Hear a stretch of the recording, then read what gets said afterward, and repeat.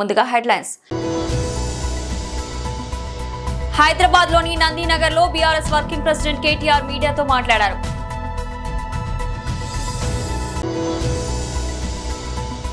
మీడియాతో మాట్లాడిన బీజేపీ రాష్ట్ర ఉపాధ్యక్షుడు డాక్టర్ కాసం వెంకటేశ్వర్లు.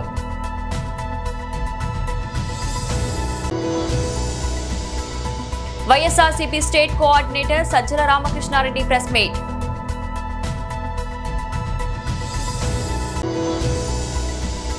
బాలకృష్ణ సినిమా వేడుకకు చీఫ్ గెస్ట్ గా సీఎం రేవంత్ రెడ్డి. హైదరాబాద్ లోని నందినగర్ లో బీఆర్ఎస్ వర్కింగ్ ప్రెసిడెంట్ కేటీఆర్ మీడియాతో మాట్లాడారు.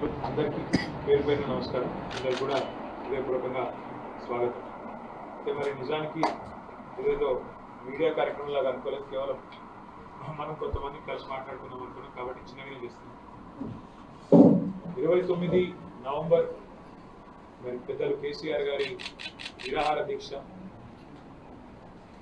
తెలంగాణ వచ్చుడో కేసీఆర్ సచ్చుడో అనే నినాదంతో మొత్తం తెలంగాణ జాతిని జాగృతం చేసిన ఒక అద్భుతమైన చారిత్రక పరిణామం అనే విషయం మీ అందరికీ తెలిసింది. మరి ఆ సందర్భంగా ఆనాడు కేసీఆర్ గారు దీక్ష కూర్చోగానే మొట్టమొదటి కదలికలు తెలంగాణ సమాజాన్ని కదిలించిన మరి అడుగులు ఎక్కడ పడ్డాయి అంటే మన విశ్వవిద్యాలయాల్లో మన విద్యార్థి సోదరులు అన్నాడు ఉస్మానియా కావచ్చు, కాకతీయ కావచ్చు, లేదా రాష్ట్రంలోని అన్ని యూనివర్సిటీలు పాలమూరు కావచ్చు, మహాత్మా గాంధీ కావచ్చు, శాతవాహన కావచ్చు, తెలంగాణ యూనివర్సిటీ కావచ్చు, అన్ని విశ్వవిద్యాలయాల్లో ఆ రోజు మీరు కదం దొక్కితేనే అల్టిమేట్ గా ఆ 11 రోజుల దీక్ష మరి ఫలించింది. అల్టిమేట్ గా తెలంగాణ ప్రకటన వచ్చింది, తెలంగాణ రాష్ట్రం కూడా వచ్చింది. నిజానికి జూన్ 2, 2014 తెలంగాణ దినోత్సవంగా ఫార్మేషన్ డేగా మనం జరుపుకుంటాం. కానీ నా మనసులో నాకున్న అవగాహన, నాకున్న ఆలోచన అయితే ఖచ్చితంగా మన అందరం కూడా దీక్ష ఫలించిన రోజు, ఏ రోజైతే మనం విజయ దివస్ గా జరుపుకుంటామో 9 డిసెంబర్ 2009, దాన్నే నిజంగా చెప్పాలంటే తెలంగాణ రాష్ట్ర ఏర్పాటు, తెలంగాణ ఆవిర్భావానికి కూడా కీలక ఘట్టంగా మనందరం కూడా ఒప్పుకోక తప్పని పరిస్థితి. ఆ రోజు మీరు విద్యార్థులుగా 2009 నుంచి ముఖ్యంగా 2014 వరకు కదం దొక్కిన పద్ధతి, అందులో ముఖ్యంగా శ్రీకాంతాచారి నుంచి మొదలు పెడితే వందల వేల మంది పిల్లలు ఆ రోజు మరణించిన వారు, దెబ్బలు తిన్న వాళ్ళు, గాయాల పాలైన వాళ్ళు, జైళ్ల పాలైన వాళ్ళు, వీరోచితంగా పోరాటాలు చేసిన వాళ్ళు విద్యార్థి వీరులు ఎవరైతున్నారో మీ త్యాగం, మీ పోరాటం నిజంగా కూడా అనన్య సామాన్యం. ఎన్ని రకాలుగా కీర్తించినా, అన్ని రకాలుగా పొగిడినా తక్కువనే అవుతుంది. అయితే తెలంగాణ రాష్ట్రం మనం అనుకున్నట్టుగానే ఏర్పడ్డ ఈ రాష్ట్రంలో పెద్దలు కేసీఆర్ గారి నాయకత్వంలో 10 ఏళ్ల పాటు మరి చాలా గొప్పగా అన్ని రంగాలతో పాటు విద్యా వ్యవస్థను కూడా బాగా చేసే ప్రయత్నం బలంగా మనం చేసినాం. అది గురుకుల పాఠశాలలు పెట్టడం అయితేనేమి, ప్రతి జిల్లాలో మరి ఆ గురుకుల పాఠశాలల్ని మళ్ళీ జూనియర్ కాలేజీగా అప్గ్రేడ్ చేయడం అయితేనేమి, బహుశా భారతదేశంలో ఏ రాష్ట్రంలో లేని విధంగా రెసిడెన్షియల్ డిగ్రీ కళాశాలలు ఏర్పాటు చేయడంలో అయితేనేమి, వాటితో పాటు జిల్లాకు ఒక మెడికల్ కాలేజీ, జిల్లాకు ఒక నర్సింగ్ కాలేజీ పెట్టడం అయితేనేమి, ఇట్లా ఎన్నో రకాలుగా విద్యారంగ విస్తృతికి, విద్యారంగ బాగుకు కేసీఆర్ గారు ప్రయత్నం చేసినారు. కానీ ఇవాళ కొంతమంది కావాలి రకరకాలుగా మరి గత 10 ఏళ్లలో విద్యారంగంలో ఏమీ జరగలేదన్నట్టుగా కొంతమంది అక్కడక్కడ మాట్లాడుతూ ఉన్నారు, అక్కడక్కడ విమర్శలు చేస్తూ ఉన్నారు. బీజేపీ రాష్ట్ర ఉపాధ్యక్షుడు డాక్టర్ కాసం వెంకటేశ్వర్లు మీడియాతో మాట్లాడారు. గత ప్రభుత్వం బీఆర్ఎస్ కేసీఆర్ గారి నాయకత్వంలో రైతు వేదికలు చేసినా, హరితహారం చేసినా, శ్మశాన వాటికలు కట్టించినా అన్నీ కూడా కేంద్ర ప్రభుత్వం నిధులతోటే కట్టించారు తప్ప ఆనాటి ప్రభుత్వం ఏ ఒక్క పైసను కూడా ప్రత్యేకంగా కేటాయించినటువంటి దాఖలాలు బీఆర్ఎస్ ప్రభుత్వం కేసీఆర్ గారు ఎప్పుడు కూడా చేయలేదు. ప్రతి పనిని కూడా ఇంకొక విషయం ముందరికి వచ్చేసి ఒక అడుగు ముందరికేసి కేసీఆర్ గారు మనురేగా నిధులను కూడా ఇతర పనులకు ఉపయోగించుకొని అక్కడ ఉన్నటువంటి బీద బిక్కి ప్రజలని మోసం చేసినటువంటి సర్కార్ ఏదైనా ఉందంటే అది బీఆర్ఎస్ సర్కార్. గ్రామ పంచాయతీలన్నింటినీ కూడా అప్పులలో ఉంచేసి బయటకు వచ్చినటువంటి పార్టీ బీఆర్ఎస్ పార్టీ కేసీఆర్. దాని పర్యవసానంగా సర్పంచులకు ఇప్పుడు వచ్చినటువంటి కాంగ్రెస్ పార్టీ రేవంత్ రెడ్డి పాత బకాయిలు ఇయ్యకుంటే ఆ సర్పంచులు అనేక సార్లు ఉద్యమాలు చేస్తే కొంతమంది సర్పంచులు ఆత్మహత్యలు చేసుకున్నటువంటి పరిస్థితి కూడా ఉత్పన్నమైంది ఈ కాంగ్రెస్ పార్టీ ప్రభుత్వంలో. కాబట్టి ఇవాళ గ్రామ పంచాయతీలను మొత్తం కూడా నిర్వీర్యం చేసి స్థానికమైనటువంటి పల్లె పేద ప్రజలందరినీ కూడా వాళ్ళ జీవితాలతోటి ఆట ఆడుకున్నటువంటి పార్టీలు బీఆర్ఎస్ కాంగ్రెస్ పార్టీలు. నిన్న మొన్న చాలామంది గ్రామ పంచాయతీలు అప్పులు ఎందుకు అయినాయి అని అనిపిస్తూ ఉంది.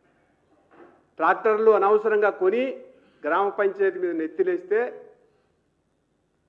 వాటిని ఈవీఎంలు అంటే బ్యాంకులకు కిస్తీలు కట్టలేక ఇప్పటికీ గ్రామ పంచాయతీలు వెలువెలలాడుతూ ఉన్నాయి. ఇంత దుర్మార్గమైనటువంటి ఆలోచనని ఆనాటి ప్రభుత్వం ఈనాటి ప్రభుత్వం గ్రామ పంచాయతీలను ఏ రాజు కూడా బయటపడేయాలి. గాంధీ కాలం నుంచి కాంగ్రెస్ పార్టీ ఇవాళ గాంధీని అని పేరు చెప్పుకుంటుంది. కానీ మీరు రాజీవ్ గాంధీ గారు చేసినటువంటి గ్రామ పంచాయతీలే ఒక పార్లమెంటు, ఒక అసెంబ్లీ గ్రామ సభ సమావేశం అనే రీతిగా మాట్లాడితే దాన్ని అంతా పక్కకు పెట్టేసి ఇవాళ నిర్వీర్యం చేసినటువంటి చరిత్ర ఈ రెండు పార్టీలకు సంబంధించినటువంటి విషయం. ఇక నిన్న మొన్న మన అందరికీ తెలుసు, ఎవడైనా చీరలు ఇచ్చుకుంటే ఆడబిడ్డలకు చీరలు పెడితే పండగకో పబ్బానికో పెడతారు.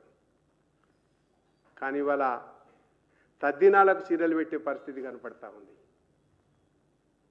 బతుకమ్మలు 2 బతుకమ్మలు అయిపోయినాయి, కానీ బతుకమ్మలకు చీర ఇవ్వడానికి చేతులు రాలే. ఇలా చీరలు ఎప్పుడు ఇస్తున్నాడు? గ్రామ పంచాయతీ ఎన్నికల నోటిఫికేషన్ రేపు వేస్తాం, హడావుడిగా ఇవాళ చీరలు పెడుతున్నటువంటి పరిస్థితి కనపడతా ఉంది. YSRCP state coordinator Sajjala Ramakrishna Reddy press meet నిర్వహించారు. దాంతో భాగంగా వాళ్ళు అనుకున్న వైపే డైరెక్షన్లోకి వెళ్తున్నారు. ఆ రోజు ఎప్పుడైతే చంద్రబాబు నాయుడు గారు ఆ పబ్లిక్ ప్లాట్ఫామ్, వాళ్ళ పొలిటికల్ ప్లాట్ఫామ్ మీద జంతువులకు కలిపారని అన్నాడు, ఆ రోజే దీన్ని ఎక్కడికో తీసుకెళ్లాలనేది మొదలు పెడుతున్నారనేది అర్థమైంది. మా దిశగా మా వైపు అడుగులు వేయాలనుకుంటున్నారని అర్థమైంది. అయితే జంతువులకు అనేసరికి మరీ తన మీదే సీరియస్ ఇది వచ్చేసరికి దాని నుంచి పక్కకు తప్పుకొని ఇప్పుడు వేరే వెజిటబుల్ కల్తీనో పామ్ ఆయిల్ కల్తీనో మొత్తం మీద అడల్టరేటెడ్ అనే దానికి తీసుకొస్తున్నారు. కానీ మొత్తంగా చూస్తే వాళ్ళు దాంట్లో కరెక్ట్ కట్ ఆఫ్ దీన్ని చూస్తే ఈ మధ్య కాలంలో పత్రికల్లో వస్తున్నది. అసలు ఇన్వెస్టిగేషన్ ఏం జరుగుతుందో బయటికి తెలియట్లా. ఊరు పేరు ఎక్కడ ఏమున్నాయో పేర్లన్నీ వస్తున్నాయి. A1 నుంచి A40 వరకు ఎంతవరకు చేసేసింది. దగ్గర రకరకాల నార్త్ ఇండియన్ పేర్లు అన్నీ వస్తున్నాయి. అన్నీ కలిపి ఒకటే పామ్ ఆయిల్ కానీ ఇంకోటి కానీ తెచ్చి కలుపుతున్నారనేట్టు తీసుకొస్తూ 1924 మధ్య మీరు లడ్డు తిని ఉంటే అది కల్తీ అయి ఉంటుంది అనేది ఒక దుష్ప్రచారం, విష ప్రచారం అనేది భక్తుల ప్రజల తలల్లో ఎక్కించే ప్రయత్నం, కుట్ర భయంకరంగా జరుగుతోంది. ఆ ప్రాసెస్లో ఆ రోజు ఆయన జంతువులు కోవన్నప్పుడు ఎట్లా హర్ట్ చేస్తూ వచ్చాడో ఈ రోజు కూడా ఇంకా దాన్ని పెంచుతూ పర్పెచ్యుయేట్ చేస్తూ వచ్చినాడు. For the narrow reason political వెండేటాతో వైఎస్ఆర్సీపీని ఇరికించడానికి, ఫర్ ది నారో రీజన్ ఒక తనకు చెప్పడానికి 18 నెలల కాలంలో నేను పాలన చేశాను చెప్పుకోవడానికి కానీ చెప్పడానికి కానీ ఒక ఘనకార్యం కానీ మంచి స్కీమ్ కానీ ఏది లేకపోవడం, ప్లస్ చెప్పినవన్నీ ఇచ్చిన అబద్ధ హామీలన్నీ గాల్లో తుంగలో తొక్కేసి ఆ రోజే మోసం చేయడం, వీటి నుంచి తప్పించుకోవడానికి ఈ వైపు target YSRCP. Name it liquor scam అని వాళ్ళు పేరు పెట్టిందైనా, అలాగే ఈ లడ్డు అన్నా, ఇప్పుడు పరకామణి అనే ఇంకోటి తీసుకున్నా, వాళ్ళ హయాంలో మొదలై వాళ్ళు ఇప్పుడు 3 పూలు 6 కాయలుగా కల్తీ మద్యం ఏదైతే తయారు చేస్తున్నారో ఫ్యాక్టరీలు పెట్టి, అది బయటపడితే దాన్ని కూడా తెచ్చి మా మెడకు చుట్టాలని చూసిన, వీటన్నిటి వెనక ఒక్కటే ఏదంటే తన తప్పులు తన అబద్ధాల నుంచి జనం దృష్టి మళ్లించడం, అలాగే మా మీద కక్ష సాధింపుగా వైఎస్ఆర్సీపీని దాంట్లో ఇరికించడం. దీనికి బేసు ఒక్కటే ఆయన కనుక్కున్నది ఏదంటే కన్ఫెషను, కాన్స్పిరసీ. ఈ రెండు వీటి మీద ఎవరో ఒకరిని తీసుకురావడం, కన్ఫెషన్ అని రాయించడం, లేదు కాన్స్పిరసీ థియరీ తీసుకురావడం, వీళ్ళందరూ కలిసి కుట్ర పన్నారనడం. ముందు దాన్ని కోర్టు ముందు ప్రజెంట్ చేయడం, ఏమంటే ఇన్వెస్టిగేషన్ జరుగుతుంది అనడం. న్యాయస్థానం కూడా ఇన్వెస్టిగేషన్ జరుగుతుంది కదా, కాబట్టి కొన్నాళ్ళు ఓపిక పట్టండి అని జైల్లోకి పంపడం. సో ఆయన ఒక దెబ్బకు 2 పిట్టలు అన్నట్టు తను మా మీద కక్ష సాధింపు తీర్చుకుంటున్నారు.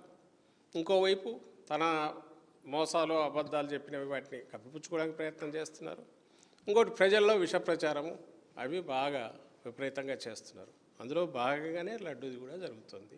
నందమూరి బాలకృష్ణ డైరెక్టర్ బోయపాటి శ్రీను కాంబినేషన్ లో వస్తున్న భారీ చిత్రం అఖండ 2 డిసెంబర్ 5న ఈ సినిమా ప్రపంచవ్యాప్తంగా విడుదల కానున్న నేపథ్యంలో చిత్ర బృందం ప్రమోషన్ కార్యక్రమాలను వేగవంతం చేసింది. ఇందులో భాగంగా ఈ నెల 28న నిర్వహించనున్న ప్రీ రిలీజ్ ఈవెంట్ కు తెలంగాణ ముఖ్యమంత్రి రేవంత్ రెడ్డి ముఖ్య అతిథిగా హాజరు కానున్నారు. దీనికి సంబంధించిన అధికారిక ప్రకటన త్వరలో రానుంది. ఈ వేడుకను చాలా గ్రాండ్ గా నిర్వహించేందుకు నిర్మాతలు సన్నాహాలు చేస్తున్నారు. ఈ ఈవెంట్ కు ఐకాన్ స్టార్ అల్లు అర్జున్ కూడా మరో అతిథిగా ఆహ్వానించనున్నట్లు సమాచారం.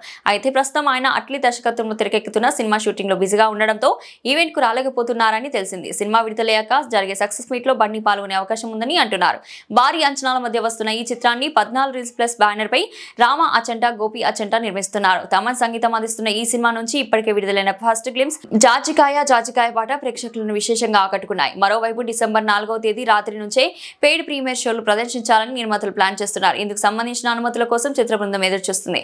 ఉస్మానియా యూనివర్సిటీ క్లోజ్డ్ క్యాంపస్ చేయు NSUI విద్యార్థి సంఘం మేడ శ్రీను విజ్ఞప్తి చేశారు. OU ఆర్ట్స్ కళాశాల వద్ద ఏర్పాటు చేసిన మీడియా సమావేశంలో NSUI విద్యార్థి నేతలు మాట్లాడుతూ విద్యార్థుల భవిష్యత్తు దృష్టిలో ఉంచుకొని విద్యా ప్రమాణాలు తగ్గకుండా ఉస్మానియా యూనివర్సిటీ క్యాంపస్ గా చేయాలని అన్నారు. 24 గంటలు యూనివర్సిటీ గేట్లు మూసి అనుమతి ఉన్నవారికే మాత్రమే ప్రవేశం కల్పించాలన్నారు.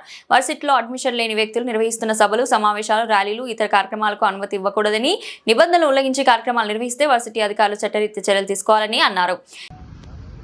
NSUI మీడియా సమావేశం నిర్వహించడానికి ముఖ్య ఉద్దేశం 100 ఏళ్ల పైబడిన చరిత్ర కలిగినటువంటి ఉస్మానియా యూనివర్సిటీ ఆనాడు వందే మాతర ఉద్యమానికి నాంది పలికిన ఉస్మానియా యూనివర్సిటీ తెలంగాణ సాధనలో మలిదశ తొలిదశ ఉద్యమంలో తెలంగాణ రాష్ట్ర సాధన పాత్రలో కీలక పాత్ర మరి ఆనాడు ఉస్మానియా యూనివర్సిటీ విద్యార్థి నాయకులు కీలక పాత్ర పోషించి అనేక ఉద్యమాలకు మరి ఉస్మానియా యూనివర్సిటీ ఒక నాందిగా ఉండి మరి ప్రపంచంలోనే ఉస్మానియా యూనివర్సిటీ అంటే విద్య, ఉద్యోగ, ఉపాధితో పాటు ప్రపంచ మరియు భారతదేశ తెలంగాణ రాష్ట్రంలో జరుగుతున్నటువంటి అసమానతలపైన, సమాజ అన్యాయాలపైన మరి కీలక పాత్ర పోషిస్తున్నటువంటి ఉస్మానియా యూనివర్సిటీలో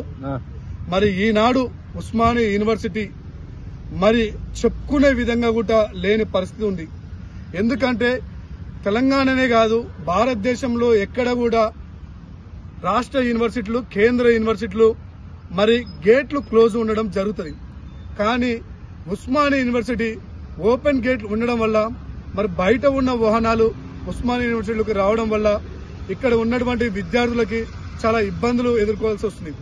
దానితో పాటు చుట్టుపక్కల ఉన్నటువంటి తార్నాక, విద్యానగర్, శివం రోడ్, అంబర్పేట్, అప్సిగూడ ఈ ప్రాంతాల నుంచి వస్తున్నటువంటి కొందరు అవుట్ సైడర్స్ ఎవరైతున్నారో ఈవినింగ్ పూట సాయంకాలం వేళ వచ్చి ఇక్కడ డ్రగ్స్ కి, అదేవిధంగా మద్యపానం సేవించడం, పాను, గుట్కా, స్మోకింగ్ అలాంటి అలవాట్లు ఇక్కడికి వచ్చి చేయడం వల్ల ఇక్కడ నిబద్ధతోటి మరి ఎంతో ఆశలతోటి వచ్చినటువంటి విద్యార్థులు చదువు కోసం ఇక్కడికి వచ్చినటువంటి అలాంటి కల్చర్ చూసి ఇక్కడ ఉన్నటువంటి విద్యార్థులు కూడా మరి చెడు అలవాట్లకు మరి ఆకర్షితులు అవ్వడం జరుగుతుంది. మేము ఏమి కోరుకుంటున్నాం అంటే ఉస్మానియా యూనివర్సిటీలో విద్యార్థులు, ప్రొఫెసర్లు యూనివర్సిటీ నామ్స్ ప్రకారం నడవాలని ఒక NSUIగా మేము డిమాండ్ చేస్తున్నాం.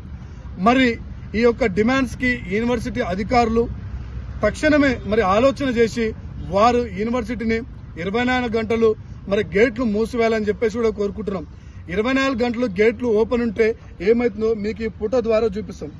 ఇక్కడ చూడండి, తెలంగాణలో కాదు ఉస్మానియా యూనివర్సిటీలో వారానికి సగటున 2 సార్లు యాక్సిడెంట్ జరుగుతుంది ఈ యూనివర్సిటీ పరిధిలో. అదేవిధంగా యూనివర్సిటీలో కొన్ని బస్తీలు ఉండడం వల్ల, అదేవిధంగా గేట్లు ఓపెన్ ఉండడం వల్ల ఆవులు, బర్రెలు, కుక్కలు విచ్చలవిడి వచ్చి లా కళాశాల మెస్ ఏతుందో అక్కడ కట్ చేస్తున్న మెస్ వర్కరు వెజిటేబుల్ కట్ చేసింది, పక్కన ఆవు మెస్సుంది. ఇదే వెజిటేబుల్స్ కట్ చేసింది మళ్ళీ విద్యార్థులకు వండి పెట్టాలి. చూడండి ఎంత బహిరంగనో. ఇక్కడ ప్రతి పండుగలకి, పబ్బాలకి పేరు మీద యూనివర్సిటీలోకి వచ్చి బహిరంగంగా అసలు విద్యార్థులు ఇక్కడ సమావేశాలు ఒక అకాడమిక్ ఇయర్ నడుస్తున్న వేళలో బహిరంగంగా ఇట్లా టేబుల్స్ వేసుకొని మరి డీజేలు పెట్టుకొని విచ్చలవిడిగా తాగుతూ ఇక్కడ అకాడమిక్ కల్చర్ ని ఖరాబ్ చేస్తున్న సందర్భం పుట్టింది. గంజాయి అమ్ముతున్న ఇరువురిని నల్లపాడు పోలీసులు అదుపులోకి తీసుకున్నారు. గుంటూరు రూరల్ మండలం విజ్ఞాన కాలేజ్ సమీపంలో పాలకలూరు రోడ్డు జన్మభూమి నగర్ వెళ్లే మార్గంలో గంజాయి అమ్ముతున్నారన్న సమాచారంతో సిఐ ఆదేశాలతో ఎస్ఐ మహేష్ కుమార్ సిబ్బందితో వెళ్లి గంజాయి అమ్ముతున్న వారిని పట్టుకోవడం జరిగిందని సౌత్ డీఎస్పీ బనోదయ వివరించారు. గంజాయిని స్వాధీనపరుచుకుని 2 వ్యక్తులను అదుపులోకి తీసుకున్నామన్నారు. వారిలో షేక్ కజావలి 19 మోటార్ సైకిల్ ను దొంగలించడం జరిగిందని, వాటి విలువ సుమారు 15 లక్షల రూపాయలుగా ఉంటుందని సౌత్ డీఎస్పీ విలేకరుల సమావేశంలో తెలియపరిచారు. దొంగలించబడిన వాహనాలు నల్లపాడు పోలీస్ స్టేషన్ పరిధిలో 11, మేడికొండూరు పోలీస్ స్టేషన్ పరిధిలో 3, ఫిరంగిపురం, ఎడ్లపాడు, నగరికల్, తాడికొండ, పెద్దకాకాని పోలీస్ స్టేషన్ పరిధిలో ఒక్కొక్క ద్విచక్ర వాహనాలను దొంగలించారని తెలియజేశారు. వాహనాలను లంబసింగి తీసుకువెళ్లి అక్కడ అమ్మి వచ్చిన డబ్బుతో గంజాయిని కొని గుంటూరుకు తీసుకువచ్చి అమ్ముతున్నారని తెలియజేశారు. వీరితో పాటు కాజావలి భార్య మిన్ని, అత్త రేణుకలకు కూడా ప్రమేయం ఉన్నట్లు తెలియజేశారు. Yesterday, అంటే నిన్న 24/11/2025 తారీఖు Nallapadu police station limits Vignan college దగ్గర పలకలూరు రోడ్లో 2 వ్యక్తులని, ఒక అతను A1 Shaik Kajavali caste by Muslim Konnuru రోడ్లో ఉంటాడు. అలానే ఇంకొక అక్యూస్డ్ A2 ఒక CICL జుబినల్ అనమాట. వీళ్ళిద్దరూ కూడా ఈ position of 3 kilos of ganja దొరికింది నల్లపాడు పిఎస్లో. వెంటనే SIP Mahesh Kumar with the help of eagle team వాళ్ళిద్దరిని కూడా అప్రిహెండ్ చేయడం జరిగింది. అలానే వాళ్ళ పొజిషన్లో ఉన్న 3 kilos ఆఫ్ గాంజాని కూడా తీసుకొని in the presence of mediators వాళ్ళ మీద 1230/25 ఆఫ్ నల్లపాడు పిఎస్ కింద ఒక NDPS కేసు ఇవ్వడం జరిగింది. సో ఇందులో వీళ్ళు ఒక టిపికల్ మోడస్ ఆపరెండీని ఉపయోగిస్తారనమాట. ఇందులో ఏంటంటే ఈ Shaik Kajavali age 21 years caste by Muslim అతను, అలానే ఈ CICL జువెనల్ ఇద్దరు కూడా with another accused Guntur town ఇంకా సరౌండింగ్ ఏరియాస్లో ఎస్పెషల్లీ చౌడవరం, దాసరిపాలెం, బోయపాలెం ఇంకా Guntur town in and around ఏరియాస్లో వీళ్ళు ఇంటి దగ్గర పార్క్ చేసినవి లేదా షాప్స్ అండ్ ఎస్టాబ్లిష్మెంట్స్ దగ్గర పార్క్ చేసిన 2 wheelersని దొంగలించడం with the help of Renuka and Minni. వీళ్ళిద్దరికి రిలేటివ్స్ అవుతారు. వైఫ్ అండ్ అత్త ఆఫ్ షేక్ కాజావలి. వీళ్ళ 5గురు కూడా గుంటూరు ఇన్ అండ్ అరౌండ్ 2 wheelersని దొంగలించి వాటిని మంగళగిరి, గుంటూరు టౌన్, తాడికొండలో వాటిని అంటే వీటిని తాకట్టు పెట్టి వచ్చిన డబ్బుల్ని వీళ్ళ సొంత ఖర్చులకి వినియోగించుకోవడమే కాకుండా ఇందులో కొన్ని 2 wheelers వేటికైతే నేమ్ ప్లేట్స్ ఉండవు, ప్రాపర్ డాక్యుమెంటేషన్ ఉండదు, ఈ 2 wheelersని వాళ్ళు ఉపయోగించి on road Lambasingi, Araku valley వరకు వెళ్ళి అక్కడ గుర్తు తెలియని వ్యక్తుల దగ్గర గాంజాని కొనుక్కొని మళ్ళీ ఆన్ రోడ్ లారీ ట్రాన్స్పోర్టేషన్ కానీ బస్ ట్రాన్స్పోర్టేషన్ కానీ ఉపయోగించి గుంటూరు వచ్చి ఈ సోకాల్డ్ గాంజాని చిన్న చిన్న ప్యాకెట్స్ 10 grams ప్యాకెట్స్గా చేసి వీటిని local bus stand, railway station ఇంకా కాలేజెస్ చుట్టుపక్కల ఏరియాలో అమ్మడం జరుగుతుంది. ఇదే మోడస్ ఆపరేటివ్ని వీళ్ళు ఒక 6-7 monthsగా చేస్తున్నారు. అయితే ఈగల్ టీమ్ ఇచ్చిన ఇన్ఫర్మేషన్ మేరకు ఈ 4గురిని కూడా పట్టుకోవడం జరిగింది. అబ్స్కాండింగ్లో ఉన్న ఇంకొక A5 అబ్స్కాండింగ్లో ఉన్నారు. Okay, complete Nallapadu police station వాళ్ళు ఇచ్చిన ఇన్ఫర్మేషన్ మేరకు ఈ 4గురిని కూడా అప్రిహెండ్ చేయడం జరిగింది. ఇంకొక అక్యూస్డ్ అబ్స్కాండింగ్లో ఉన్నారు. ఫార్వర్డ్ లింకేజ్లో అతను కూడా ఫార్వర్డ్గా దీన్ని ఫర్దర్గా డిస్పర్స్ చేస్తున్నాడు గాంజాని చిన్న చిన్న ప్యాకెట్స్లో అని అర్థమైంది. అతన్ని కూడా అప్రిహెండ్ చేస్తాం అతి త్వరలోనే.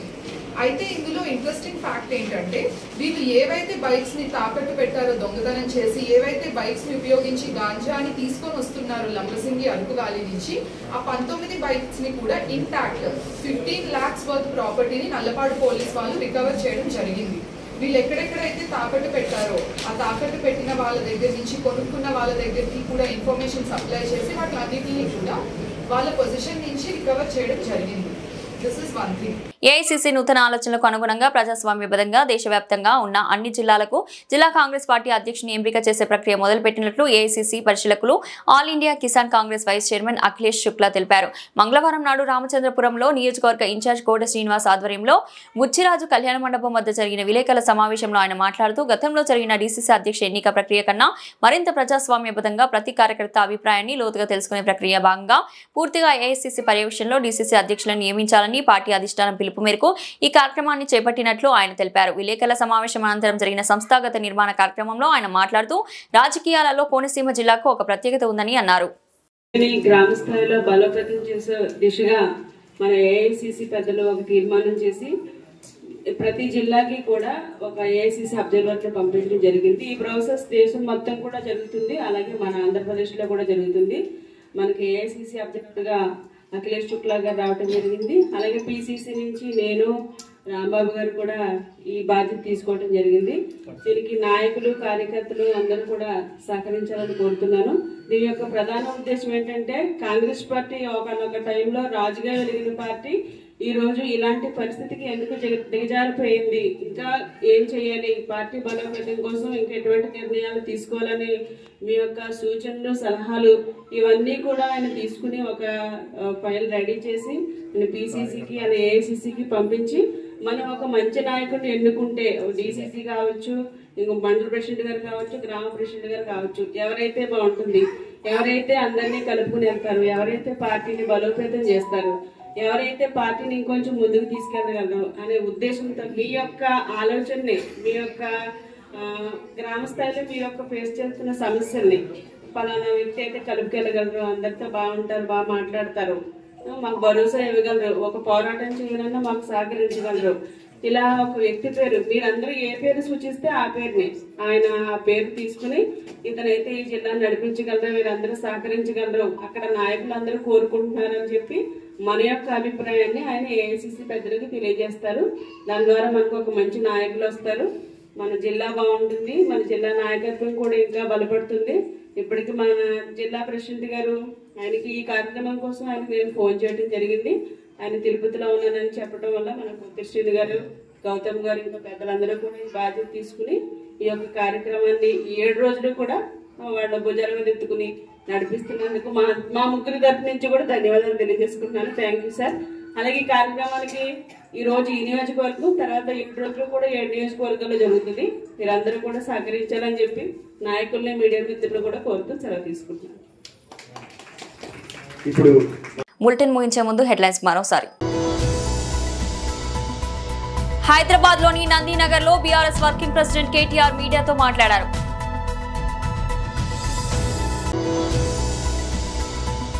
మీడియాతో మాట్లాడిన బీజేపీ రాష్ట్ర ఉపాధ్యక్షుడు డాక్టర్ కాసం వెంకటేశ్వర్లు.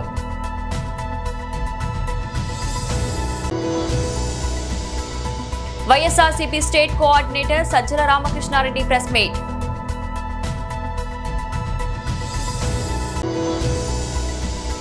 బాలకృష్ణ సినిమా వేడుకకు చీఫ్ గెస్ట్ గా సీఎం రేవంత్ రెడ్డి.